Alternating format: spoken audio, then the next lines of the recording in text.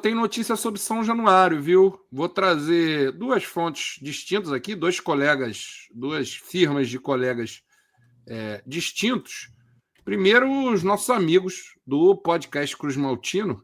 Hoje teve reunião, né, da comissão do acompanhamento da venda do potencial construtivo, né? Então tem poder público envolvido, tem uma comissão que acompanha como está sendo feito essa venda do potencial construtivo e como o Vasco vai cumprir no seu cronograma as coisas que tem que responder ao poder público para captar esse dinheiro no mercado, né? E aí trago aqui a galera do podcast Cruz Maltino, que foi ouvir o Pedro Duarte, que é um deputado lá, vereador, perdão, lá da Câmara dos Vereadores, que foi um dos que pediu urgência na reunião dessa comissão para que o Vasco informasse como anda os trabalhos, e aí teve novidades. Diz a nossa galera do podcast, durante a reunião desta terça-feira, o vereador Pedro Duarte, autor do pedido que convocou o encontro, revelou detalhes importantes sobre o projeto de reforma do estádio. O valor estimado com a venda do potencial construtivo é de mais de 500 milhões. Capacidade prevista do novo estádio, alô, atenção, hein? Entre 40 e 45 mil lugares. Então teve um retrocesso, se a gente for colocar em números. A última vez que se falou, o Vasco estava trabalhando num aumento de capacidade que beiraria os 60 mil. Estava estudando essa possibilidade. Parece que agora deu uma encurtada também no espaço, né? No espaço que eu falo Deixa eu explicar, porque estavam falando entre 40 e 67.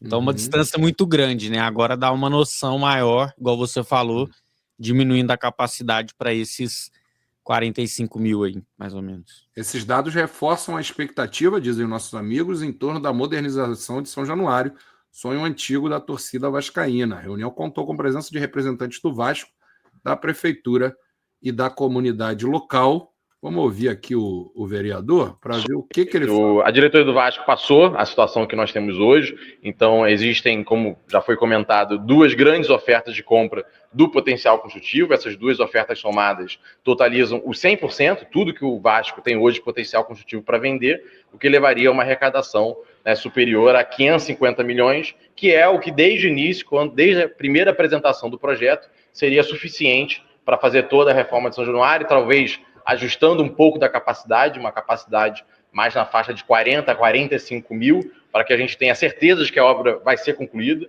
Uma grande preocupação de todo mundo é você começar uma obra e ter que parar no meio. Então, o melhor é ter pé no chão, fazer uma capacidade que já modernizaria muito, já mais do que dobraria a nossa capacidade, e, ao mesmo tempo, garante uma ocupação alta ao longo do ano, o que é bom. Nós já vimos outros times brasileiros que tentaram fazer estádios muito maiores e acabaram não conseguindo ter a ocupação correta. Mas é isso, a gente está falando aí de uma arrecadação de mais de 550 milhões total, 1 metro quadrado por potencial construtivo acima de 2 mil, ou seja, mais de 2 mil reais. Não vai dar um número exato, porque ainda estão negociando com a incorporadora, mas acima de 2 mil por metro quadrado, que é uma boa negociação. Olha aí. Outros amigos que trouxeram são os colegas da Rádio Band News FM, e tem um post no Twitter que resume um pouco. Vamos ver se tem alguma informação diferente aqui. Eles dizem o seguinte: o Vasco da Gama afirma que 2 promessas de compra do potencial construtivo do estádio de São Januário já foram assinadas. A informação foi apresentada nesta quarta-feira, dia 6, pelo Conselho Consultivo de Reforma do local.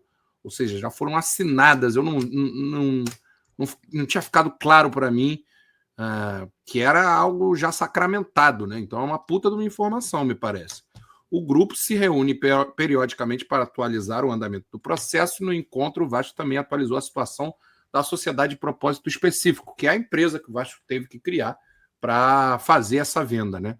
Modalidade exigida pela prefeitura para que o potencial do construtivo do clube fosse transferido. Com isso, o Vasco se comprometeu a cumprir a exigência e informou que todo o dinheiro arrecadado com a venda dos terrenos será usado exclusivamente na reforma de São Januário. Já as pendências burocráticas para que a sociedade seja finalizada devem ser resolvidas nos próximos dias. Um dos entraves era sobre um aumento da capacidade de São Januário, que atualmente é de 21,8 mil pessoas. Após conversas, a tendência é que o novo estádio tenha de 40 a 45 mil lugares.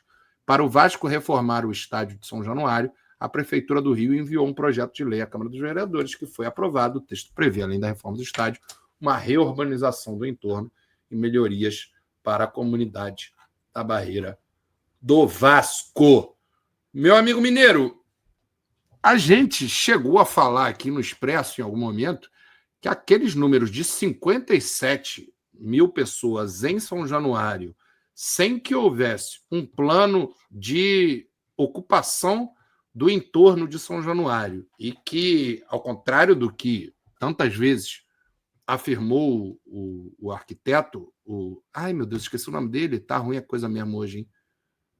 O nosso querido... Caralho! Gente do céu, tô maluco mesmo, cara. Caramba!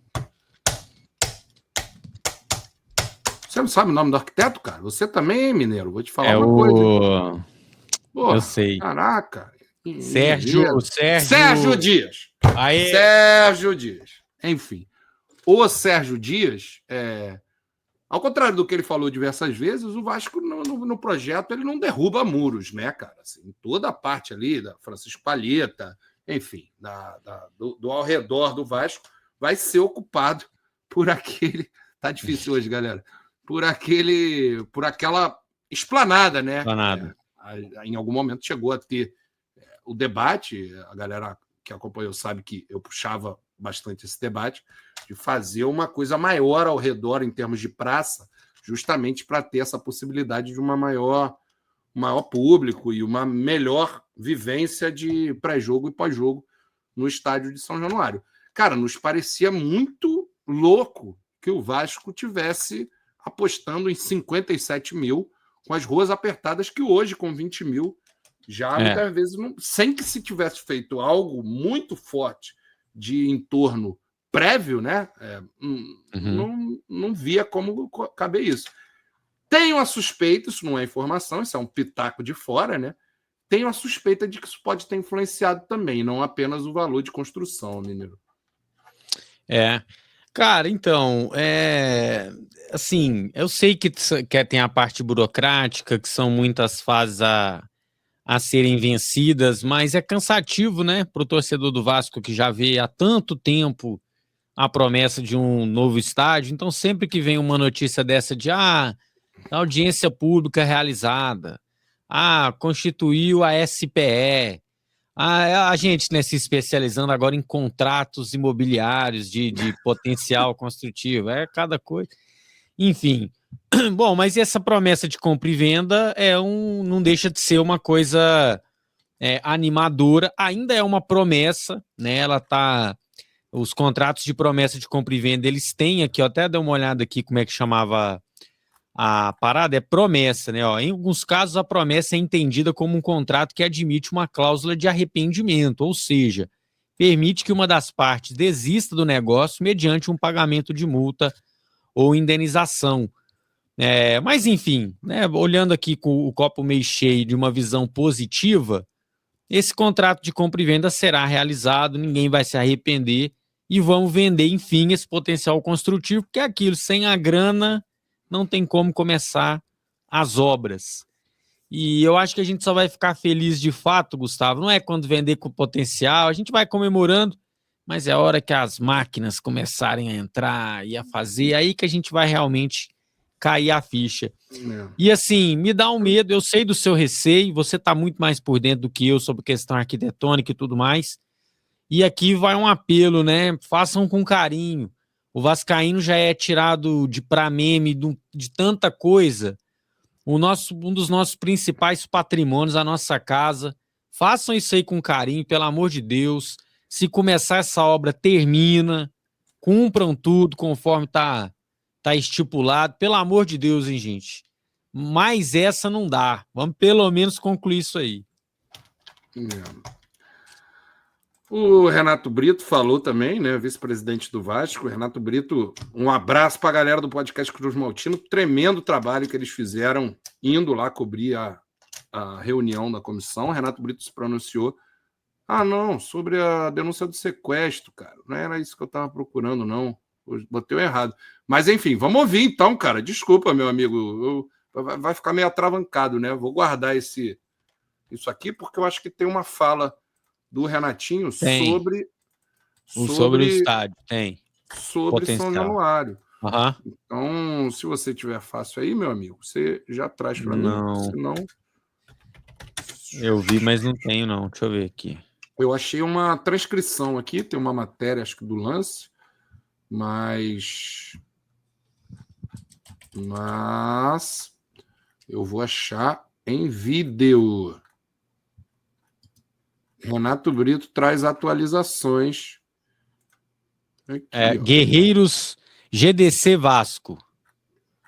GDC Vasco. No Twitter, Tem pelo menos a aspas. Aham. Eu vou no... aspas. O vídeo... Vou no podcast Cruz Maltino, porque até por forma de prestigiar, né? O trabalho feito pelo podcast Cruz Maltino. E tem a transcrição lá também. Não tem o vídeo, mas tem a transcrição. Tá aqui, ó. Renato Brito traz atualizações sobre o novo São Januário. Após a reunião do Conselho Consultivo, o VP conversou com a gente e revelou pontos importantes. O estádio terá capacidade entre 40... é tudo a minha... Já vimos. Tem uma matéria aqui do Lance que deixa eu ver se tem alguma novidade. Ai, meu Deus do céu. É isso, tem só as aspas assim. Você quer ler daí, meu amigo mineiro? O que você achou? Não, é uma aspas curtinha, só que ele falando, em contato com a GDC, o segundo VP-geral, Renato Brito, explicou que hoje a tendência é a capacidade do novo São Januário ser entre 40 e 47, por motivos financeiros de construção e operação. Segundo ele, não terminar a obra é abre aspas, risco que não podemos correr, fecha aspas. Só isso. É isso. Tem outras aspas do Renato aqui. Hoje o clube trabalha com essa possibilidade de iniciar as obras em janeiro de 2026. Cuidado com esses prazos. Fica dando prazo, não. Parece que não aprende, cara. Here we go again, meu amigo mineiro. Here we go again. Amadorismo, pô. Não fica dando prazo. Ô, meu amigo Renatinho, faz isso não. Não faz não. Deixa pra lá, meu amigo. Vai no trabalho. Vai no trabalho. Mas, enfim, tá aqui, ó, a matéria do Lance, do Matheus Guimarães, outro amigo desse canal, já esteve aqui no Colina de Paz. Hoje o clube trabalha com essa possibilidade de iniciar as obras em janeiro de 2026. Mas foi o que eu falei, só tem obra se tiver dinheiro. Não seremos irresponsáveis de quebrar qualquer parede de São Januário se a venda do potencial não estiver efetivada.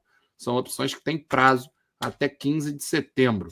Se forem confirmados e fizermos a escritura, ou seja, ainda tem chance de melar, né? É um passo muito grande para acontecer em janeiro. Para acontecer o quê? A venda ou o início das obras? Já ficou meio confuso, na minha opinião, aqui o recorte das aspas, né? Não sei o que ele quis dizer aqui. Teria que ver o vídeo. Se o incorporador não exercer a opção, voltamos algumas casinhas. Trabalhamos para começar em janeiro.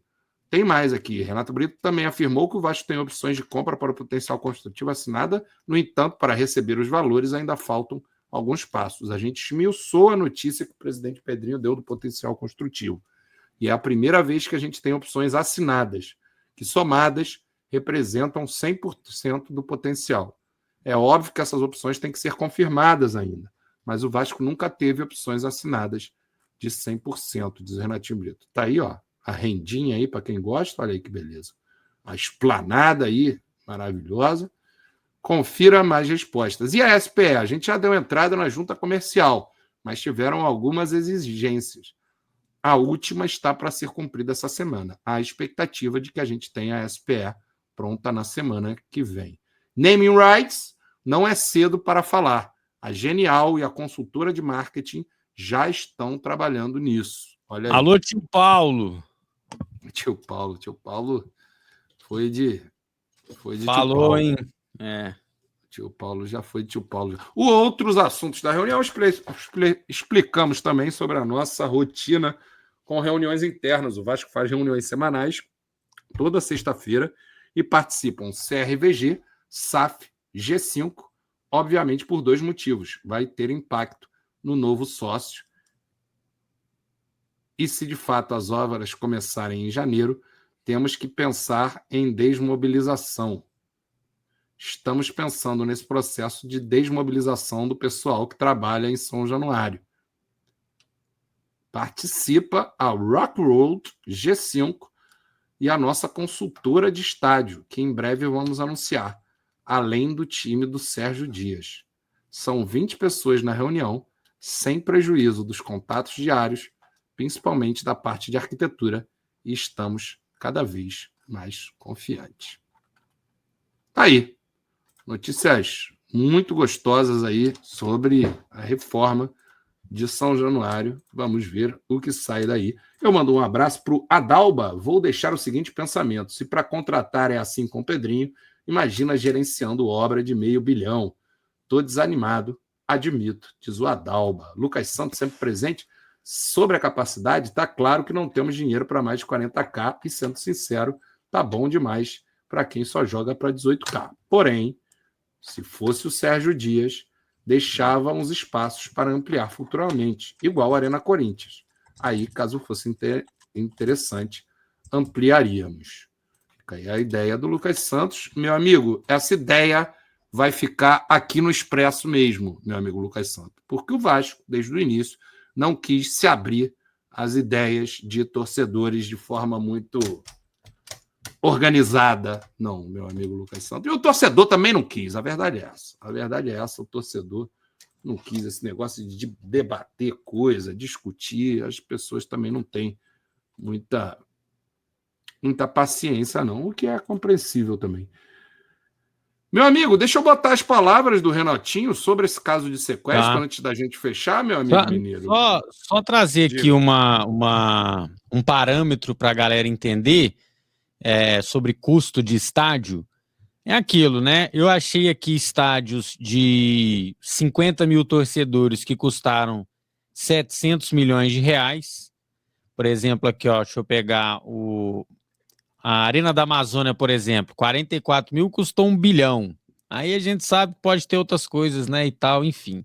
Mas a Arena do Galo, por exemplo, a Arena MRV, custou 700 milhões e ela tem 40 e poucos mil, né? Então, enfim, o Vasco tem que ter muita responsabilidade com esse dinheiro, Gustavo, meu, pelo parâmetro que eu tô vendo aqui. É o dinheiro da conta ali para levantar esse estádio, que eu imagino que vai aproveitar pouca coisa, né, de São Januário. Não sou aqui o expert em engenharia e arquitetura, mas como o amigo aí falou, né, que tenham responsabilidade com a gestão dessa grana aí, porque é mais uma chance única que o Vasco tem, né, de melhorar em algum aspecto. Preciso de um debate, Gustavo Mel versus 20 arquitetos de arenas. Boa. O que vocês não sabem é que eu já tive debates com arquitetos de arenas internamente para não vir falando merdinha, ao contrário do que alguns detratores me acusam, Vinícius do Carmo. Mas eu gostei, hein? Bota esse aí que a gente faz. Gustavo Mel versus 20 arquitetos de arena.